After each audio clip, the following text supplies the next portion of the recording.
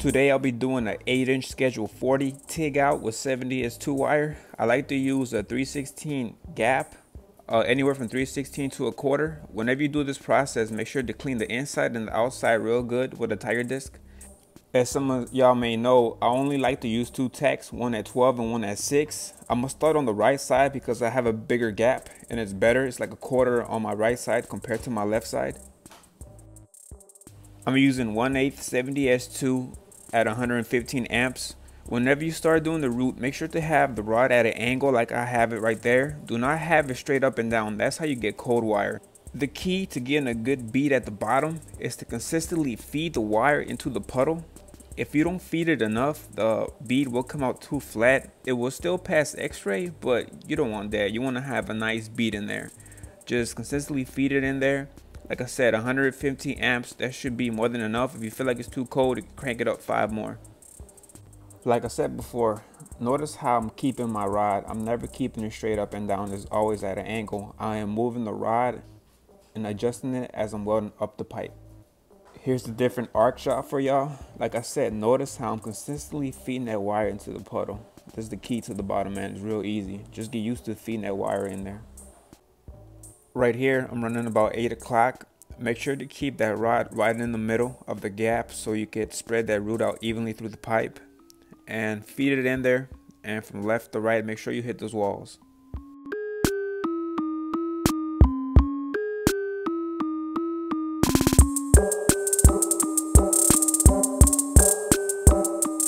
I did half the root and the gap's closing up. As you can see, the rod can barely fit in there. So I had to open it up with the 1/8 disc.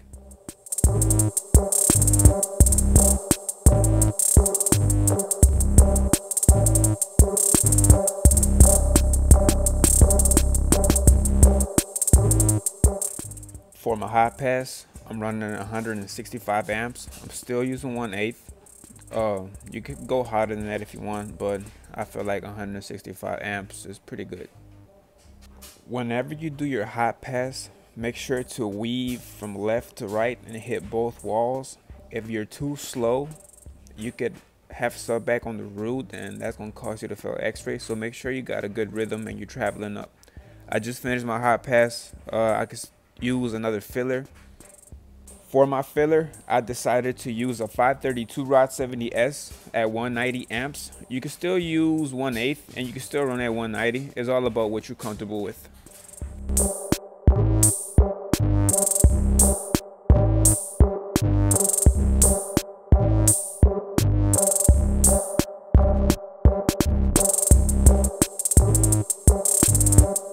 I finished my filler. As you can see, the pipe do look flushed, but I'm gonna still go ahead and add another 1/8 filler on there. I turned it down a little bit. Right now I'm running 180 amps for the 1/8 rod I'm using.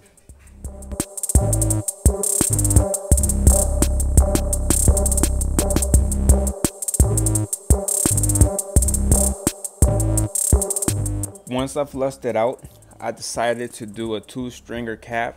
I'm running my cap on 175 amps with 1/8 rod.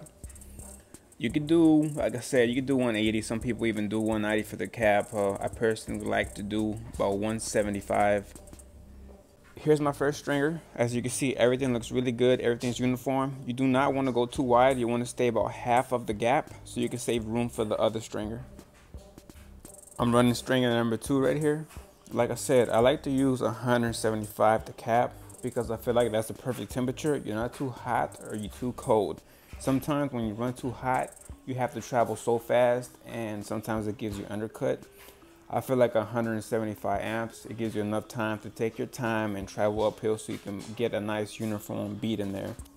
When you run your second bead, you want to try to match the other side. So try to make the width about the same size as the other one. You do not want to go too wide because it's going to look funny at the end. But just remember, take your time, travel uphill, and make sure that you are staying uniform as possible.